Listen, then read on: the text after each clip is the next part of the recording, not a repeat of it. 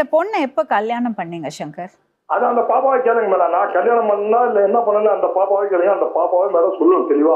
அந்த பாப்பா என்ன சொல்றதுன்னா, குழந்தை பெத்துக்கிறதுக்காக நீங்க முதல் மனைவி இருக்கும் போதே அந்த பொண்ணை வீட்டுல கட்டாயப்படுத்தி கொண்டு போய் இருக்க வச்சு, அதுவும் 15-16 வயசு இருக்கிறது பொண்ணு மைனரை நீங்க வீட்டுல வச்சு முதல் குழந்தை பெத்து அதுக்கப்புறம் இன்னும் 2 குழந்தை பெத்திருக்கீங்க. இப்ப நீங்க உங்க தரப்புல சொல்றீங்கல்ல, நீங்க அந்த பாப்பா மட்டும் சொல்றது கேட்காதீங்க, நான் சொல்றதையும் கேட்காதீங்க. அந்த பாப்பா சொல்றது கேட்டுட்டோம், இப்ப நீங்க சொல்றதை கேட்கணுங்கிறதுக்காக தான் உங்களை நான் கூப்பிட்டு இருக்கேன். அந்த பாப்பா நம்ம வீட்டு வந்தது மேடம். அந்த பாப்பா யாருன்னே தெரியாது நமக்கு.